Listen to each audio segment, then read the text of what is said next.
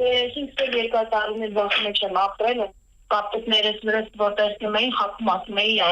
ընկել եմ կամ երեխեն խաղալիքով ապրել։ Ու մի օր որոշեց այլևս չլռել, չթաքցնել ամուսնու կողմից բռնության ենթարկվելու փաստը։ Դիմեց աջակցման կենտրոն պատկան մարմիններին։ Աշխարհում եւ Հայաստանում ընտանեկան բռնության դեպքերը վերջին տարիներին աճում են, սակայն միաժամանակ ավելանում է նաեւ այդ մասին բարձրաձայնողների թիվը։ Աշխատանքի և սոցիալական հարցերի նախարարության կողմից պատվիրակված հասարակական կազմակերպությունների կողմից տրամադրվող աջակցության կենտրոնի ծառայություններից օգտվել է շուրջ 1900 շահառու և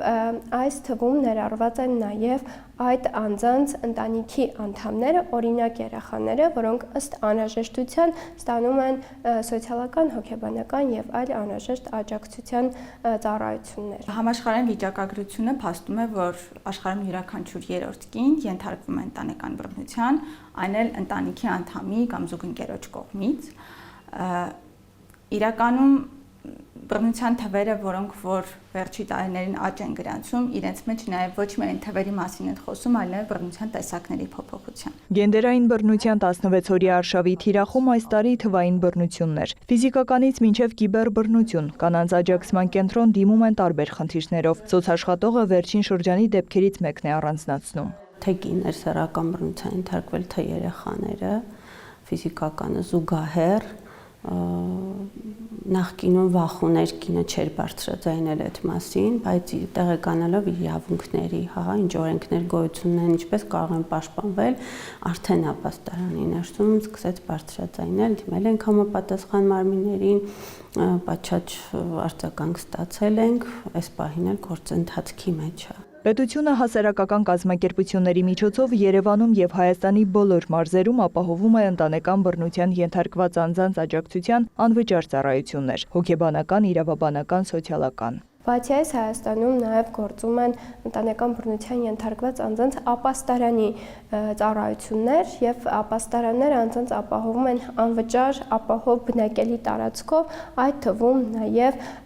կացարան տալով խնամքի տակ գտնվող անձանց։ Համաշխարհային փորձի ուսումնասիրությունը ցույց է տալիս, որ հաջողում են այն պետությունները, որոնք փորձում են համապարփակ եւ միաժամանակյա լուծումներ առաջադրել ընտանեկան բռնության դեմ պայքարում։ Հայաստանում նույնպես զգալի առաջընթաց կա։ Վերջի շրջանում հատկապես մի շարք իրավական ակտեր լավարկվել են եւ համապատասխանեցվել են միջազգային լավագույն ստանդարտներին եւ չափորոշիչներին։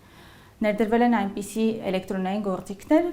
որոնք հնարավորություն են տալիս միասնական մեկ էլեկտրոնային հարթակի միջոցով վարել ընտանեկան բռնության դեպքերի վիճակագրություն։ 2025 թվականից ամբողջական գործարկման է անցել ընտանեկան եւ կենցաղային բռնության դեպքերի հաշվառման համակարգը, որը առաջին թվային համակարգն է, ինչի արդյունքում հնարավորություն կլինի բռնության դեպքերի վերաբերյալ ունենալ համալիր համապարփակ վիճակագրական տվյալներ։ Այս համակարգում տվյալները գեներացվում են ինչպես ոլորտում գործող հասարակական կազմակերպությունների միջոցով, այնպես էլ պետական գործընկերների, դատական դեպարտամենտի, ներքին գործերի նախարարության եւ քննչական կոմիտեի միջոցով։ Հիմա աշխատում են միջազգային ստանդարտներին համապատասխան հաշվետվությունների գեներացման գործիքի ներդրման ուղղությամբ, որը թույլ կտա 2026 թվականի առաջին կիսամյակում ամփոփել 2025-ին համակարգ ներմուծված տվյալները։ Ապրիլ ամսին կառավարությունը հավանություն տվեց Հայաստանի Հանրապետությունում գենդերային քաղաքականության իրականացման